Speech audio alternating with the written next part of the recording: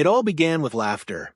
To millions of fans around the world, Cheech Marin and Tommy Chong weren't just comedians, they were icons. The duo that turned marijuana jokes into millions of dollars, creating albums, films, and a cultural legacy that defined stoner comedy for generations. Cheech, the laid-back Mexican-American car mechanic, and Tommy, the spaced-out, bearded hippie, became household names. Their names became synonymous with cannabis culture long before legalization was even a distant dream. Watching them on screen, it seemed effortless. Two best friends riffing off each other, bringing pure joy and laughter to audiences everywhere. But behind the clouds of smoke, behind the laughter and applause, there was a story far darker and more complicated than anyone could have imagined. A story of creative tension, personal betrayal, financial battles, and the slow disintegration of one of Hollywood's most iconic partnerships. This is the story of Cheech and Chong, the untold truths, the struggles they endured, and the legacy they left behind. The year was 1968. Vancouver, British Columbia, a small comedy club in a city that had yet to become a comedy hotspot. It was here that an unlikely partnership began when Cheech Marin, who had fled the United States to avoid the Vietnam draft, met Tommy Chong, a Canadian musician and budding performer. When we first got together, it was electric, Chong recalled years later. We finished each other's sentences. It was like we had an unspoken language. You start a joke, and the other knows exactly where to take it. This chemistry was rare and immediate. Their early performances weren't just acts, they were extensions of their real personalities. They weren't performing a character, they were living it. Their friendship, genuine and raw, became the foundation of a comedic empire. By 1971, their debut comedy album, Cheech and Chong, was nominated for a Grammy. Their 1978 film Up in Smoke cost less than $2 million to produce and grossed over $100 million. It was a cultural phenomenon, the dawn of stoner comedy as we know it. Their success seemed unstoppable. Audiences adored them not just for their humor, but for their authenticity. They weren't pretending, they were rebels, countercultural icons living their lives in ways most people only dreamed of. But fame has a way of changing everything. By the early 1980s, the duo who had once been inseparable began to drift apart. It started subtly. The fun and spontaneity that had fueled their early work gave way to tension and unease. A sound engineer who worked on several of their albums recalled, in the early 70s, they were constantly riffing, constantly making each other laugh. By the time we recorded Get Out of My Room in 1985, they wouldn't even record their parts on the same day. The deterioration wasn't sudden, it was a slow poisoning of a partnership that had once seemed indestructible. Behind the cameras, Cheech and Chong could barely tolerate being in the same room. They performed flawlessly when the lights were on, but as soon as the scene wrapped, they retreated to opposite corners of the set. What the world saw as effortless camaraderie was, in reality, one of Hollywood's most convincing acts. The reasons for this unraveling were complex. Cheech felt trapped by the persona that had made him famous. The stoner character, once a source of joy, had become a cage. I felt like I had created something that was taking over my life, Cheech admitted in later interviews. Meanwhile, Tommy Chong was fully immersed in the lifestyle they celebrated. Cannabis and psychedelics weren't just tools for comedy, they were a way of life. This fundamental divergence created a growing chasm between the two men. Cheech became more business-minded, thinking about his future and the legacy he wanted to leave.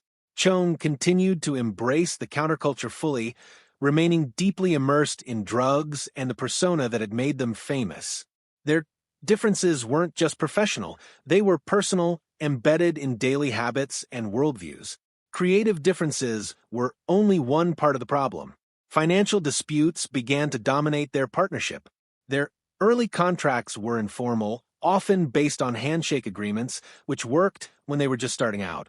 But as money poured in, the cracks widened. Chong, who often directed and produced their films in addition to performing, believed he deserved a larger share of profits and more creative control. Cheech, on the other hand, argued that the brand had been built equally by both of them. Simple business discussions became battles for respect, recognition, and power.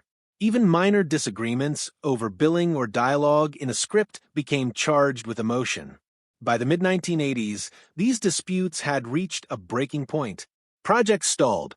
Studios grew wary of working with a duo that seemed increasingly unpredictable. Their partnership, once fueled by laughter and creativity, was now dominated by tension and resentment. Cheech decided to branch out on his own, taking roles in films like Born in East LA and television shows like Nash Bridges. He wanted to be taken seriously as an actor and filmmaker, moving beyond the stoner comedy that had defined him. For Chong, this was devastating. He felt abandoned, left behind by a partner who had once been his closest friend. While Cheech found success in mainstream entertainment, Chong's opportunities as a solo performer were more limited. The industry seemed to favor Cheech's versatility over Chong's countercultural persona, creating a painful imbalance in both careers. If Cheech's departure wasn't enough, Chong soon faced a far more severe challenge. In 2003, he became the target of a federal DEA operation called Operation Pipe Dreams, which aimed to crack down on the sale of drug paraphernalia.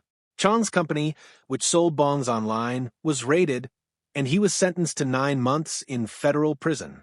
He forfeited $13,000 and served a year on probation. The irony was palpable. For decades, Chong had played the lovable stoner for laughs.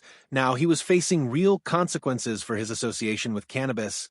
Many observers viewed the prosecution as politically motivated, an attempt to make an example out of a high-profile cannabis advocate. Chong's time in prison was transformative. He befriended other inmates, deepened his commitment to cannabis advocacy, and returned with renewed purpose. Yet, this chapter further widened the divide between him and Cheech, who continued thriving in mainstream entertainment. If this kind of story touches your heart, if you're someone who cares about truth, responsibility, and speaking up for the voiceless, please like this video, subscribe to our channel, and share it with someone who should hear it. Let's get started. While their comedy celebrated cannabis as fun and harmless, the reality behind the scenes was more complicated, particularly for Chong. Sources recall that his drug use was extreme, sometimes interfering with professional commitments and collaboration. Cheech moderated his use as his responsibilities grew, while Chong remained fully immersed, creating practical challenges on set and in the studio. This divergence highlighted the duality of their legacy.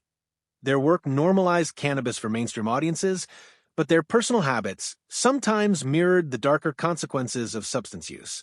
What the audience found entertaining was behind the scenes, occasionally a cause for concern. After decades apart, Cheech and Chong reunited on stage in 2008, launching the Light Up America tour. For fans, it was a nostalgic dream, a chance to see the iconic duo together again. But behind the scenes, the reconciliation was pragmatic, not emotional. They had separate dressing rooms, separate transportation, and maintained a professional distance. On stage, they recreated their signature chemistry flawlessly. Off stage, however, they operated like business partners rather than old friends, their past tensions never fully resolved. The reunion was a reminder that time may soften some wounds, but it doesn't erase the past. Today, Cheech Marin is 77, and Tommy Chong is 85. Decades after their initial rise to fame, their story offers a powerful lens into the complexity of creative partnerships, the pressures of fame, and the enduring influence of counterculture. Their comedy shaped generations, helped normalize cannabis, and left a cultural imprint that remains significant. Yet their story also reveals the human realities behind the personas: friendship fractured by ambition, creativity, and lifestyle choices, the challenges of balancing business with personal relationships, and the costs of living a life in the public eye. For fans, Cheech and Chong remain symbols of joy, laughter, and rebellion. For those who know the full story, they are a testament to the resilience required to navigate life's highs and lows, on stage and off. Their legacy is paradoxical. A reminder that the magic of creativity can coexist with conflict, that humor can hide pain, and that even the closest partnerships can fracture under pressure, but can still leave an indelible mark on culture and history. Cheech and Chong didn't just make people laugh. They told a story of friendship, ambition, rebellion, and survival. And perhaps that's the most enduring joke of all. The laughter we see is only half the story. If this kind of story touches your heart, if you're someone who cares about truth, responsibility, and speaking up for the voiceless, please like this video, subscribe to our channel, and share it with someone who should hear it.